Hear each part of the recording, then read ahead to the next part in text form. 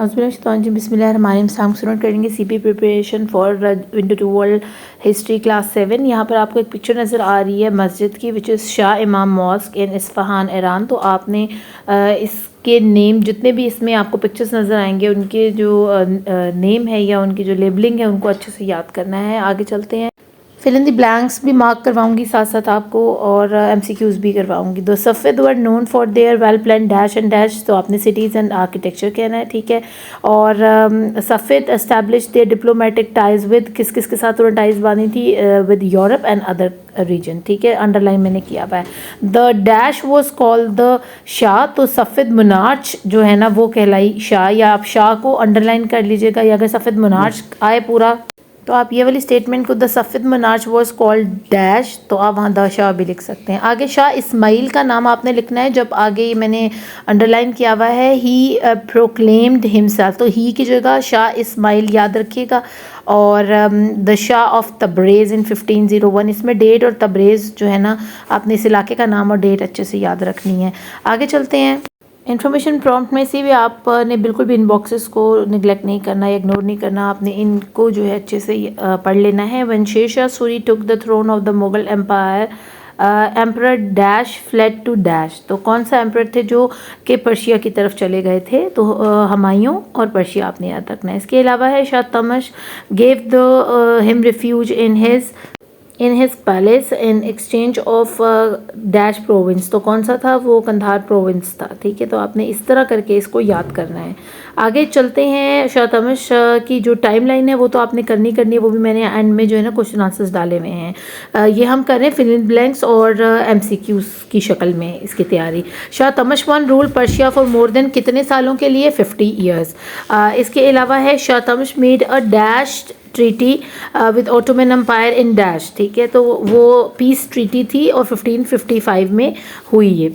आगे इसके अलावा आपने ये बुक वाला जो है वो मैं अंडरलाइन करना भूल गई हूँ, आपने ये याद रखना है कि शाह तमश के जो फादर हैं उन्होंने कमीशन किया था क्या, उस बुक का क्या नाम था, शाहनामा तमश, ठीक है। तो वो आपने अच्छे से याद करना है। तहमास्प, सॉरी, शाहनामा तहमास्प। तो ये तहमास्प की जो है ना गलती से मैं तमश बोल रही थी, तो क्योंकि मैं और भी पढ़ा रही हूँ हिस्ट्री, तो वो मेरे जहन में उनका नाम अभी तक था। अभी आप आगे देखो। शाह अब्बास के अंदर आप देखेंगे कि the reign of dash is commonly considered the height of Safavid in Iran as an empire, तो वो किन का ज़माना था, वो शाह अब्बास वन का था। इसके बाद आप यहाँ से करेंगे कि he made dash the capital of empire, और वहाँ पर अगर ही लिखा हुआ है तो वहाँ शाह अब्बास लिखा हुआ होगा यकीनन। Made dash the capital of the empire, तो वो कौन सी सिटी थी, इस्फहान।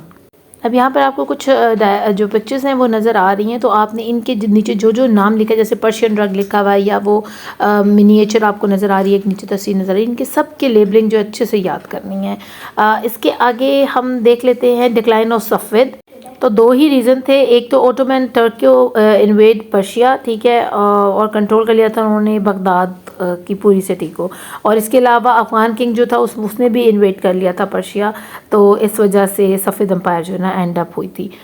यहाँ आपसे पूछा जाएगा सेल्जोक डैश ट्राइब, तो आप लिखेंगे और टर्किश मुस्लिम ट्राइब है, ठीक है। अब इसके अलावा ही की जगह जो है आपने उस्मान लिखना है, is considered the founder of Ottoman empire, ठीक है। नहीं पूछा जाएगा कि फाउंडर कौन है। और इसके अलावा ऑटोमन रूल जो है वो कहाँ से कहाँ तक उन्होंने एक्सटेंड किया था उस्मान की डेथ के बाद, तो वो ईस्टर्न मेडिटेरेनियन से लेके बल्कान्स तक उनका जो है ना एक्सटेंशन हुई थी, यानी फैल गया थी इनकी जो सल्तनत है।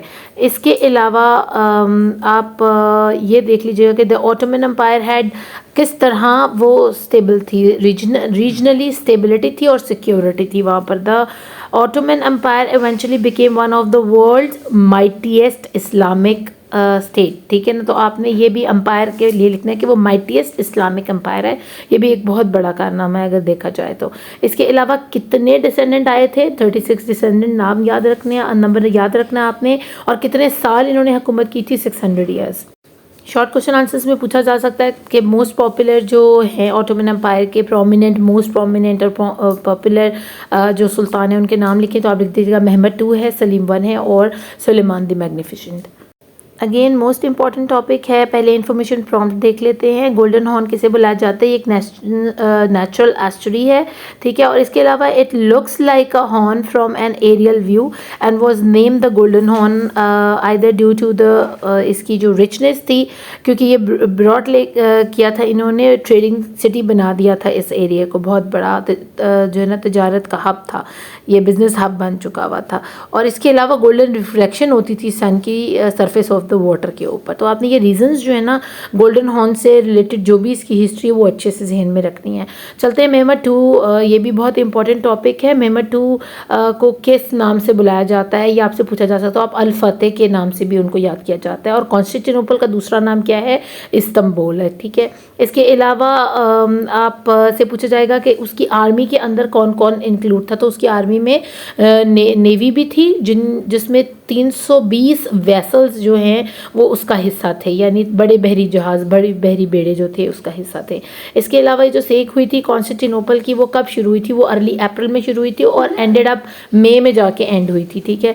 अब इसके अलावा the only entrance from the south was through the golden horn, ठीक है, एंड एस्ट्री ब्लॉक बाय चेन। तो ये गोल्डन हॉर्न क्या है मैंने आपको पहले उसमें प्रॉम्प्ट में बता दिया। अगर आपने अच्छे से वो पढ़ा होगा तो इसके आंसर्स आप बड़े आराम से दे दोगे। इसके अलावा ये भी पूछा जा सकता है कि वहाँ पर जो गार्ड कर रहे थे वाटर को उस एस्टरी के आसपास वो कितनी शिप्स थी। तो वो वॉरशिप्स थी 28, आपने याद रखना है। मैं साथ साथ तैयारी करवा रही हूँ, जो बच्चे गौर से सुनेंगे, भगा भगा के वीडियो नहीं देखेंगे, समझ लें कि उनको दोबारा से याद करने की ज़रूरत नहीं होगी, मेरा सुना हुआ याद रह जाएगा। Mehmed build and dash ramp over which his smaller ships were transported on land. तो ऑयल्ड वुडन रैम्प थे। पूरी हिस्ट्री मैंने तस्वीरों के साथ अपलोड की हुई है, जिसने नहीं देखी जाकर वो वीडियोज़ देख ले ताकि क्लियर हो जाए कॉन्सेप्ट। यानी ये एक किस्म के तख्ते बने हुए थे जिनके ऊपर तेल लगाया गया था ताकि उन छोटी शिप्स को जो है ना क्रॉस थ्रू करवाया जा सके लैंड के ऊपर से और दूसरी तरफ पानी में डाला जा सके ताकि गोल्डन हॉर्न में से गुजरने की ज़रूरत ही ना पड़े। कॉन्स्टेंटिनोपल कब फतेह हुआ और वो आपने डेट यहाँ पर मई में देख लेना है कि कौन सी डेट है, 25 आई थिंक सो, मई 1453 CE है, ठीक है। इसके अलावा capital of Ottoman empire was moved from, किस से कहाँ ले गया गया था? तो वो आपको पता है कि एड्रियानोपल से कॉन्स्टेंटिनोपल, जो कि आज के दौर में जिसको इस्तंबुल के नाम से याद किया जाता है, वहाँ ट्रांसफ़र कर दिया गया था।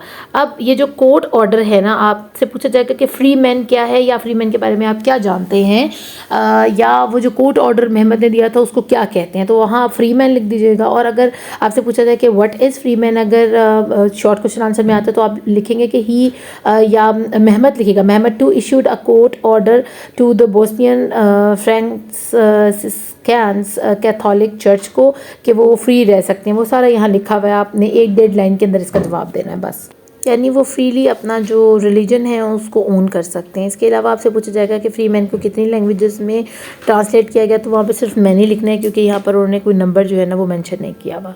मेहमद टू की अचीवमेंट्स में ये पेज आपके पास है, इसमें से 3 से 4 अचीवमेंट्स आप अच्छे से याद कर लीजिएगा। ये एज ए MCQs भी आ सकती हैं, फिर इन दी ब्लैंक्स भी आ सकती हैं, और as a point as a question भी शॉर्ट क्वेश्चन आंसर्स में भी आ सकती हैं कि कोई सी 3 अचीवमेंट्स बताएं मेहमद टू के दौर की। सलीम 1 का बहुत छोटा सा टॉपिक है लेकिन बहुत इंपॉर्टेंट है क्योंकि इसने जो है ना मक्का मदीना को ज़म कर लिया था अपनी स्टेट के अंदर, ठीक है। और ये 9वां खलीफा था, ठीक है, 9वां सुल्तान था, सॉरी। और इसके ही दौर में क्योंकि इसने मक्का मदीना को हिस्सा बना लिया था सल्तनत उस्मानिया का, तो आपको पता है कि अरब जो है ना वो अपने जो वहाँ के रूल करने वाले होते हैं या जो किंग होते हैं उनको खलीफा कह के बुलाया जाता है। तो ये चीज़ जो है आपने मैं अंडरलाइन की हुई है, आप इसको अच्छे से पढ़ लीजिएगा कि who added Mecca and Medina to the Ottoman empire, तो वो सलीम 1 था, ठीक है। और उसी के दौर में पहली दफ़ा सुल्तान के टाइटल को हटाकर खलीफा का टाइटल जो है ना उसको दिया गया। एक और इम्पॉर्टेंट टॉपिक की तरफ चलते सुलेमान द मैग्निफिसेंट, और इसमें आपने लिखना है कि ये 10वां जो है सुल्तान है ऑटोमन एम्पायर का। इसके अलावा ये सिर्फ 26 साल की उम्र में था जब इसको रूल मिल गया था। इसके अलावा इसकी जो हुकूमत है उसका अरसा 50 साल बनता है। इसके अलावा एक और इम्पॉर्टेंट बात जो ये है कि वो बेलग्राद और हंगरी पे जब उसने कॉन्क्वेस्ट किया था तो पर्सनली उसने लेड किया था उसको। यानी बेसिकली ऐसा नहीं होता कि बादशाह खुद आगे जाएँ, वो ज़्यादातर अपने कमांडर्स और आर्मी को ही भेजते हैं जंग पर, लेकिन ये वो फतूहात के सिलसिले थे जिन पर वो खुद गया था। और वियना की जंग तो खैर वो हार गया था, ठीक है। और इसके बाद आप ये कीजिएगा कि पीरियड ऑफ सुलेमान जो है ना उसको किस नाम से याद किया जाता है, the golden age of the Ottomans के नाम से याद किया जाता है। इसके बाद इसकी जो अचीवमेंट्स हैं उनको ज़रूर नज़र मारिएगा, ठीक है। वो शॉर्ट क्वेश्चन आंसर्स के अंदर आ सकती हैं, आपको वैसे भी टीचर ने करवाया होगा स्कूल के अंदर। Most important topic significant features of the Ottoman empire में आपसे पूछा जाएगा कि डिफरेंस बता दें क्या है। एक तो सिग्निफिकेंट फीचर्स में आपने 3 नाम लिखने हैं, जेनेसरी, मिलिट सिस्टम और एजुकेशनल जो है ना education in the Ottoman empire, ये 3 इनके सिग्निफिकेंस हैं और सिग्निफिकेंट फीचर्स हैं। और अगर आपसे पूछा जाता है कि जेनेसरीज और मिलिट सिस्टम के अंदर डिफरेंस बताएं तो आप कहेंगे Janissaries are the lead force of soldiers from different Turkish tribe, और इसके अलावा क्रिश्चियन मैन भी थे इसके अंदर, और they were taught the language and culture of the Ottomans given rigorous military training and highly paid. तो ये छोटी सी लाइन आपने जेनेसरीज में डाल देनी है। और जब मिलिट सिस्टम की आपसे पूछा जाएगा, मिलिट सिस्टम का अकेले भी क्वेश्चन आ सकता है कि व्हाट इज़ द मिलिट सिस्टम, तो आपने ये पूरा जो स्टेटमेंट है ना ये दे देनी कि मिलिट सिस्टम एक इंडिपेंडेंट जुडिशियल स्ट्रक्चर था जिसमें रिलीजन की जो है ना आज़ादी मिली हुई थी और उनका लॉ सिस्टम जो है ना वो अपने अपने हिसाब से चला सकते थे। और इसी इस्लामिक कॉन्सेप्ट को जिसमें हर गैर मज़हब को उसके दीन और मज़हब के हिसाब से रहने की इजाज़त थी, लॉज अप्लाई करने की इजाज़त थी, इसको धिम्मी के नाम से याद किया जाता है, ठीक है ना। ये नाम था, ये कॉन्सेप्ट था उनका। और लीगल प्रोटेक्शन दी गई थी नॉन मुस्लिम्स को ऑटोमन एम्पायर में, और मिलिट कम्युनिटीज़, अंडर द मिलिट कम्युनिटीज़, उनको मिलिट कम्युनिटीज़ के नाम से जाना जाता था, जिसमें तमाम नॉन मुस्लिम लोग आते थे, चाहे वो पारसी हों, सिख हों, ईसाई हों, हिंदू हों, कोई किसी भी मज़हब से ताल्लुक़ हो उनका। अब education in the Ottoman empire भी इंपॉर्टेंट टॉपिक है, लेकिन इसमें से आप फिल इन द ब्लैंक्स और MCQs के तौर पर इसको अगर देखें तो education in the empire was divided on dash and dash system of schooling. तो उसमें क्या था, एथनिक और डैश एंड डैश बेसिस, तो वो एथनिक और रिलीजियस, ठीक है। Muslims had their own traditional Islamic style of schooling based on किन किन जगहों पर उनके मकतब थे और मदरसा कहलाते थे जहाँ पर ट्रेडिशनल इस्लामिक स्टाइल में स्कूलिंग की जाती थी। Most of the schools were established in, school जो हैं ऑटोमन एम्पायर में वो कहाँ एस्टैब्लिश हुए थे, यहाँ लिखा होगा most of the schools in Ottoman empires were established in, तो आपने लिखना है मॉस्क के अंदर, मस्जिदों के अंदर स्कूल बनाए जाते थे।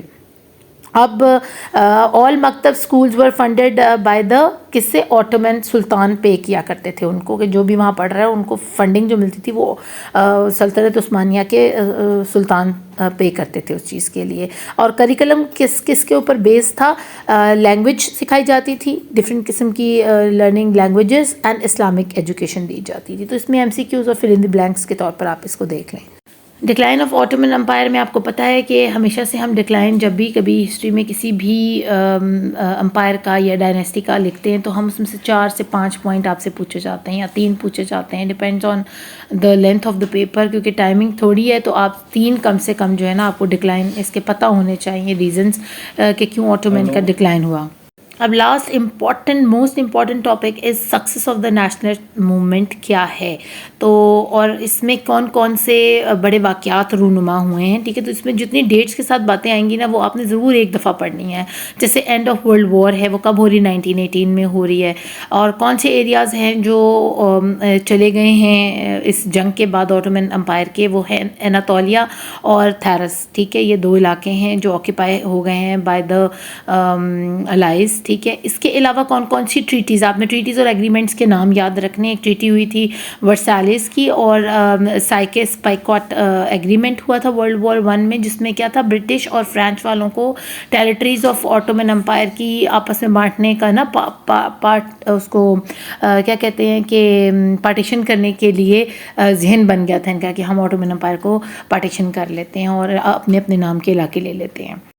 अब इसके अलावा एक और जो बड़ी बात हुई थी, ब्रिटिश ने जो है सपोर्ट ले ली थी अरब की वर्ल्ड वॉर 1 के अंदर ऑटोमन एम्पायर के ख़िलाफ़, ठीक है, और उनसे वादा क्या किया था कि हम आपको इंडिपेंडेंस देंगे। तो ये सवाल भी हो सकता है कि why British gain the support of Arabs, और वो क्या उनको पेशकश कर रहे थे। तो अरब्स को वो पेशकश कर रहे थे ब्रिटिश वाले कि हम आपको ऑटोमन से आज़ादी ले देंगे और आपको एक अलग मुल्क दे देंगे, ठीक है। इसके अलावा the allies drew up a peace treaty, उस पीस ट्रीटी का क्या नाम था जो 1920 में हुई, इसको सेवरेस बुलाया जाता है। अब इसमें मुस्तफ़ा कमाल ने कौन सी वॉर जो है वो की टर्किश नेशन के लिए, तो वो वॉर ऑफ इंडिपेंडेंस, और 1919 से 1923 तक ये लेड की गई। अब रिपब्लिकन पीपल्स पार्टी ने किसने, यहाँ पे ये लिखा हो सकता है dash control the grand national assembly, तो आप रिपब्लिकन पीपल्स पार्टी लिख सकते हैं, या ये लिखा होगा कि उन्होंने कंट्रोल किया किस चीज़ को, तो आप वहाँ लिख देंगे ग्रैंड नेशनल असेंबली, ठीक है। The Ottoman leader Abdul Majid two dash यहाँ होगा, retain the title of khalifa till it was abolish, तो वहाँ पर आपने अब्दुल मजीद टू लिखना है। या ये पूछा जा सकता है किस चीज़ का टाइटल था जो उनके पास रिटेन किया गया, वो था खलीफा का। अब इंफॉर्मेशन प्रॉम्प्ट में आप देखें तो Blue Mosque was initiated by sultan Ahmed one in 1609 and constructed in 1616 तक बन गई हुई थी, ठीक है। ये पिक्चर्स के साथ आपको पूछा जा सकता है कि ये किसकी पिक्चर है, ये किसका नाम है।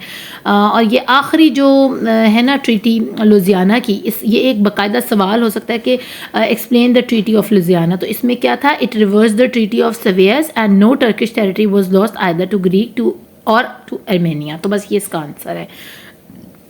और पहले प्रेसिडेंट कौन थे तुर्की के, और रिपब्लिक ऑफ तुर्किया कब आज़ाद हुआ या कब उसको ये नाम दिया गया, तो 29 अक्टूबर 1923 डेट थी जब रिपब्लिक ऑफ तुर्किया के तौर पर तुर्किया दुनिया के सामने उभरा, दुनिया के नक्शे पर उभरा, और मुस्तफ़ा कमाल जो हैं वही इसके पहले सदर बने। ये सारे क्वेश्चंस एक्सरसाइज के बिल्कुल भी मिस नहीं करने, इसमें MCQs वगैरह जो दिए में ज़रूर पढ़िएगा, आपको बहुत फ़ायदा होगा इस चीज़ से। मोर ओवर ग्लॉसरी को देख लीजिएगा, इसमें जो डिफ़िकल्ट वर्ड के मीनिंग्स हैं अच्छे से पढ़कर जाइएगा। कुछ शॉर्ट क्वेश्चन आंसर्स हैं यहाँ पर। Which empire was contemporaries with the Safavid empire, ये हो सकता है कि ये short question answer as MCQs भी आपको गिवन हो आंसर्स, ठीक है, लेकिन फिर भी आप पढ़ के जाएँ। Who was the founder of the Safavid empire, which Safavid ruler made Isfahan the capital and improve the communication network empire, ठीक है। What led to the decline of Safavid empire, after Selim one the ruler of the Ottoman empire were called, वो क्या कहलाया। Who built Topkapi palace in 1462, which bridge connects Turkey with two continents, name the two continents too. Sultan Murad recruits whom as elite force, आपको पता है वो जेनेसरीज थी, ठीक है, और वहाँ पर जो टर्किश मुस्लिम ट्राइब्स थे वहाँ से उनको रिक्रूट किया गया था, और क्रिश्चियन मैन भी थे। तो ये छोटे छोटे आंसर्स होंगे इनके। डिस्कस द ट्रीटी ऑफ लुजियान, आपको मैंने अभी पढ़ाया है। What do you know about golden horn, ये भी मैंने आपको बता दिया था कि ये वो जो प्रॉम्प्ट का जो एक बॉक्स है वहाँ से इसका आंसर आपको मिल जाएगा। लॉन्ग क्वेश्चन आंसर्स में draw a timeline of achievements of Mehmed II, वही पेज जो आपके पिक्टोरियल इसकी अचीवमेंट्स आपको शो करवाई गई हैं, page number I think so 47 है, ठीक है। और इसके अलावा describe the education system in Ottoman empire, तो वो तीन लाइनें लिख दीजिएगा कि वहाँ आपको एजुकेशनली बेस के ऊपर क्या क्या करवाया जाता था, कि मदरसा और मकतब था, और कौन फंड करता था, और उसमें क्या पढ़ाया जाता था, लैंग्वेज लर्न करवाई जाती, तो इस्लामिक एजुकेशन थी। तो 3 पॉइंट्स काफ़ी हैं, छोटे छोटे points. Draw a timeline of the main events of the Ottoman empire up until the formation of nationalist Turkey, तो ये थोड़ा बड़ा सवाल बनता है, इसको चाहे आप स्किप कर दें। आगे है match the correct dates to the events, यहाँ पर आपने जो है ना अच्छे से डेट्स को मैचिंग कर लेनी है। मैंने इसलिए नहीं की क्योंकि मेरे पास बिल्कुल टाइम नहीं था। ये भी मैंने CPE प्रिपरेशन आपके लिए अपलोड की है आफ्टर सो मच रिक्वेस्ट। तो उम्मीद करती हूँ आपको इस वीडियो से काफ़ी फ़ायदा होने वाला है। अपना खूब ख्याल रखिएगा। Best of luck for your CP3। अल्लाह निगहबान।